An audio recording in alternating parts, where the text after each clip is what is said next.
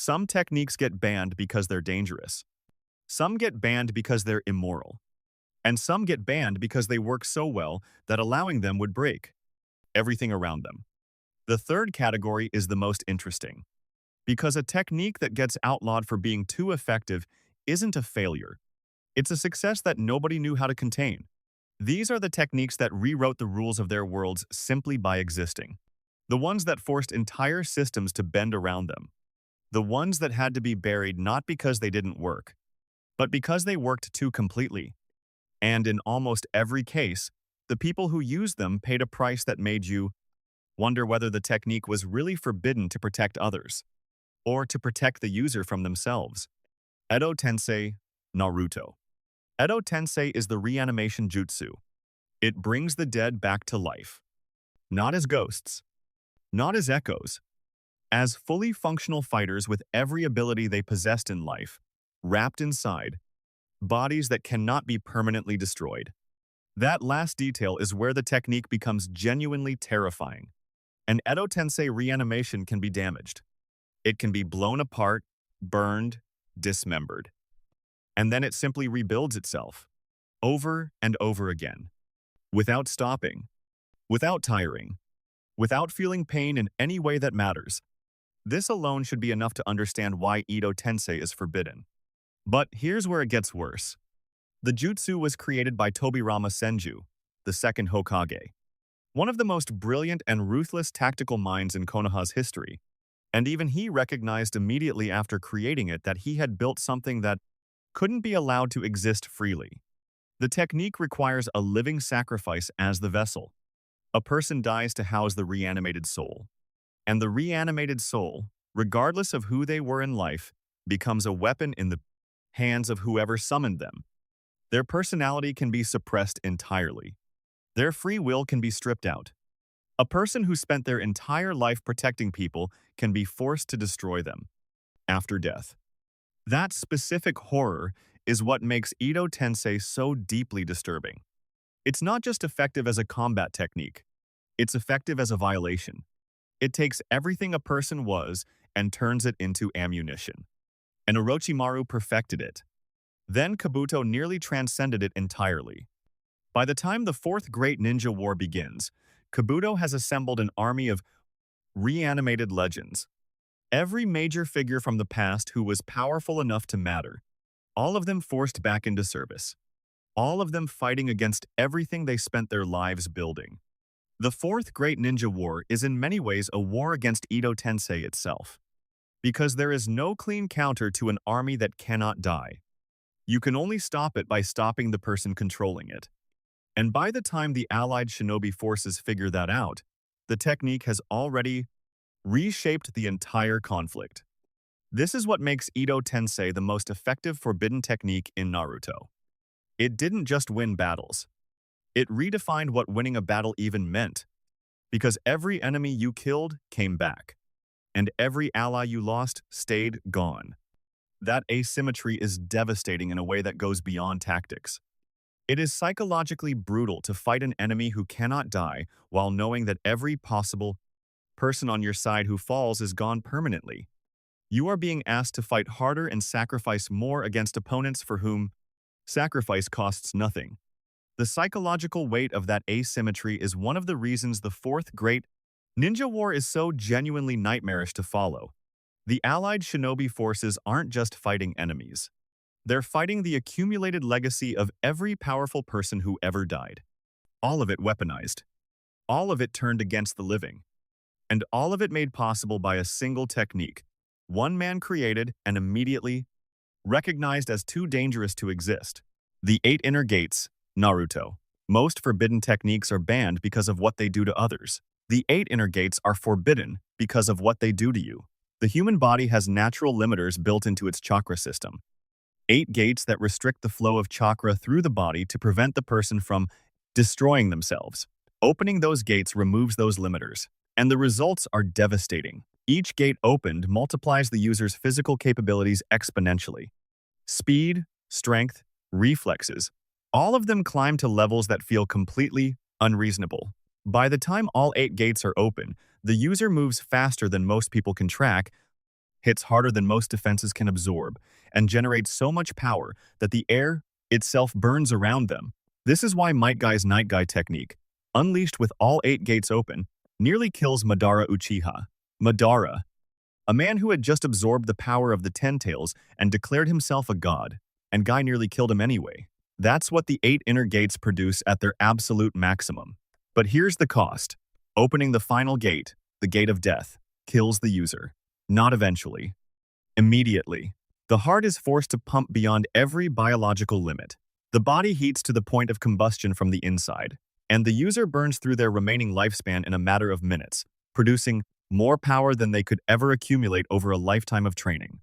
What makes the 8 inner gates so fascinating as a forbidden technique is the psychology behind them. They aren't forbidden because the technique itself is immoral. They're forbidden because of what accessing them requires. You have to be willing to die, completely willing, not resigned to it, not accepting it reluctantly, genuinely, completely ready to trade your life for this single moment of output. And that willingness is exactly what unlocks the technique's true potential. Might Guy spent 20 years training to be capable of opening all 8 gates. Not because he wanted to die, because he wanted to be ready, to have something in reserve for the moment when nothing else would be enough. The 8 inner gates aren't really a technique. They're a final answer, and the people who carry them aren't powerful because they can use them. They're powerful because they've already decided what they're willing to give up. There is something deeply moving and deeply horrifying about that simultaneously. Moving because the willingness to sacrifice everything for the people you care about is one of the most human things imaginable. Horrifying because the technique takes that willingness and turns it into a transaction. You want to protect them enough to die? Fine. Here is the power to do it. But you will die. No loopholes, no exceptions, no miraculous survival. The 8 inner gates are the only technique in Naruto that looks you directly in the eye and asks whether you mean it. And if you do, it answers back with everything it has. Izanagi, Naruto. Izanagi belongs to the Uchiha clan, and like most things associated with the Uchiha, it is simultaneously spectacular, horrifying. The technique allows the user to rewrite reality itself, specifically the reality of their own death. If an Uchiha activates Izanagi and is then killed or fatally wounded, they can simply decide that didn't happen. The injury becomes an illusion. The death becomes fiction, and the user continues alive, as if the event never occurred. On paper, that sounds like immortality. In practice, it's something more disturbing than that, because the cost is permanent blindness in the Sharingan eye used to perform it. Every use closes one eye forever. Danzo Shimura understood this trade-off better than almost anyone. He had 10 Sharingan eyes implanted along his right arm, 10 opportunities to rewrite his own death. In his fight against Sasuke, he uses them one after another, dying repeatedly, rewriting each death, continuing forward. It's one of the most genuinely unsettling fight sequences in the series precisely because the normal rules of combat stop applying. You can't win by killing him. He just decides he didn't die. But here's where things get truly terrifying. Izanagi requires Senju DNA alongside the Sharingan to be used effectively. Without it, each use lasts only seconds. With it, the technique can be extended significantly. This is why Madara's use of Izanagi was so devastating. He had planned his own resurrection decades in advance, sealing a time-delayed Izanagi into his dying body, so that even after his death in battle against Hashirama, he could rewrite it. Wake up later. Continue his plans. Izanagi isn't just effective in combat. It's effective against death itself. And a technique that defeats death on those terms doesn't belong in any reasonable definition of fair. The most disturbing implication of Izanagi isn't even how Danzo used it. It's what Madara's use reveals about how far someone can plan when they know this technique exists. Madara spent decades arranging the conditions of his own resurrection before he died. He didn't fight Hashirama trying to win. He fought Hashirama trying to lose in the exact right way, so that his body would carry enough of the right DNA, positioned in the right location, with the right seals already in place, to trigger his return years later. Izanagi didn't just let Madara survive his death, it let him design his death as a tool. That is beyond terrifying. That is a level of long-term planning that most people can't even conceptualize, and it was only possible because one technique existed that made death negotiable. Contagion. Hunter x Hunter. If there is a nen ability in Hunter x Hunter that feels genuinely illegal to have ever been created, it is Contagion. Morena Prudo builds Contagion around a single, deeply twisted idea. Violence should be rewarded directly. Followers of Morena become infected with her ability. Once infected, every person they kill grants them experience. Experience grants levels. At level 20, infected followers awaken their own nen abilities. At level 100, they become new sources of infection themselves, capable of spreading contagion further without Morena's involvement. This is where the ability stops being a technique and starts being a plague. Most nen abilities are limited to a single person. Their range, their impact, their threat are all contained within the space one person occupies. Contagion has no such limit. It scales with chaos. The more violence it creates, the more powerful it becomes. The more powerful it becomes, the more violence it creates. There is no natural ceiling. There is no point at which the ability peaks and stops growing. Left unchecked, Contagion could theoretically consume an entire population. Every death becoming fuel. Every murder becoming a stepping stone. Every act of violence feeding back into the system and making the next act of violence more devastating than the last. What makes this so genuinely disturbing isn't the body count. It's the architecture. Morena didn't build a weapon.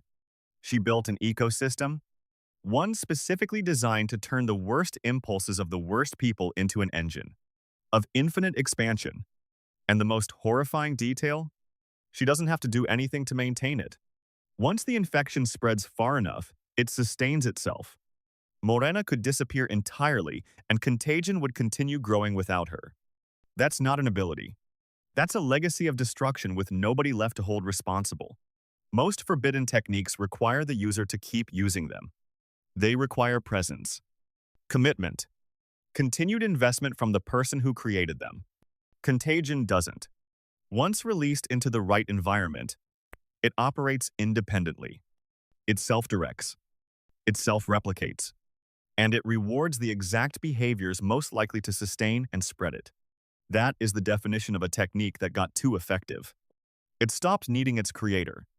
Emperor, Time Hunter, Ten Hunter. Emperor Time is Kurapika's most powerful ability, and it is also the technique that is killing him. When Kurapika's scarlet eyes activate, Emperor Time begins. Every single nen category operates at 100% efficiency simultaneously. Enhancement, emission, transmutation, conjuration, manipulation. All of them. At once. For most nen users, mastering a single category takes a lifetime. Kurapika accesses all of them at peak capacity with a single activation. This is why Emperor Time is effectively forbidden even though no external authority banned it. The technique banned itself through its own cost. Every second Emperor Time remains active, 1 hour of Kurapika's remaining lifespan disappears. A minute costs 60 hours. An hour costs months of his life. And during the Succession War, Kurapika activates Emperor Time repeatedly, teaching Nen to bodyguards, protecting Prince Wubble, investigating threats. Every activation burns through his future at a rate that makes every victory feel like a slow suicide. The most disturbing part isn't the cost itself. It's that Kurapika knows exactly what he's doing. He calculates every activation. He understands what each second is worth. And he keeps using it anyway. Because to him, the goal is worth more than the life he's trading to reach it. Emperor Time is too effective to stop using. And that's exactly what makes it forbidden in the truest sense.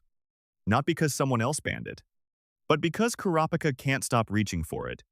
And every time he does, there's a little less of him left afterward. That is the particular horror of Emperor Time as a forbidden technique. Most forbidden techniques are banned by governments, by clans, by institutions with the authority to draw a line and say no further. Emperor Time was never banned by anyone. There was nobody to ban it. The only person who could have stopped Kurapika from using it was Kurapika himself. And he made his decision about that a long time ago. The day his clan died. The Reaper Death Seal, Naruto. The Reaper Death Seal is one of the most brutal techniques in the entire Naruto series. And it is brutal in the most literal way possible.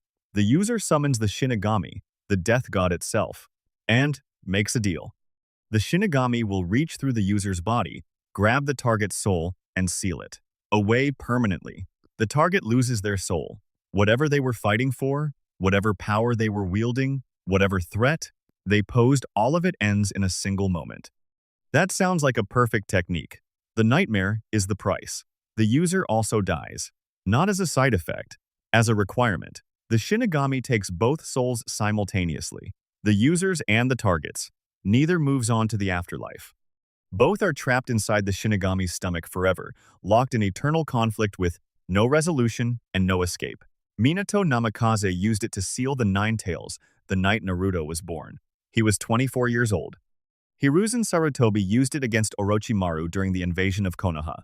He was an old man who had come out of retirement to protect the village he had spent his entire life building. Both of them knew exactly what they were doing. Both of them chose it anyway.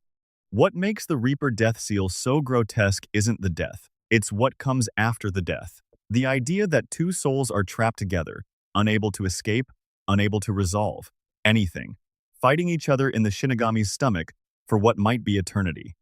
That specific detail is deeply disturbing in a way most forbidden techniques aren't, because it doesn't just end a life, it condemns it. The technique works perfectly every single time it's used. Nobody survives being hit by it, and nobody survives using it. That is the definition of too effective. Effective enough to cost everyone involved everything they have. Gon's Vow Hunter. Hunter. Gon's transformation in the Chimera Ant arc is never given an official name. The series doesn't label it, doesn't categorize it neatly, because what Gon does isn't really a technique in the traditional sense. It's a vow so extreme that it tears through the normal boundaries of what Nen is supposed to allow. He trades his entire future, every year of growth he would ever experience, every ability he would ever develop, every ounce of power he would ever accumulate through decades of training and effort, all of it gone, in exchange for access to all of that power right now. The result is devastating to witness. His body transforms into the absolute peak version of himself. Not a future possibility, an immediate reality. The version of Gon that could have existed after an entire lifetime of training materializes in a single moment. And Pitu, one of the 3 royal guards of the Chimera Ant King, a being that had faced the strongest hunters alive without flinching, becomes genuinely terrified. The fight is not a fight, it is an execution. But here is where the technique reveals why it belongs on this list. After the battle, Gon has nothing left. His aura is gone. His potential is gone. His body collapses entirely. Without outside intervention, he dies. He traded his entire future for a single afternoon. And the most disturbing thing about Gon's vow isn't the power it produced. It's the purity of the intention behind it. There was no strategy, no calculation. Just grief so complete it dissolved every instinct for self-preservation he had. He didn't use the technique to win. He used it because he had stopped caring whether he survived. That's not power. That's a nightmare wearing the shape of power, and it's the most effective thing Gon ever did. At the cost of almost everything he was. Final verdict. What every technique on this list has in common is something the obvious answer misses. They weren't banned because they failed. They were banned because they succeeded so completely that nothing around them could stay intact. Edo Tensei succeeded so completely it made death meaningless. The 8 inner gates succeed so completely they make the user's survival meaningless. Izanagi succeeds so completely it makes defeat meaningless.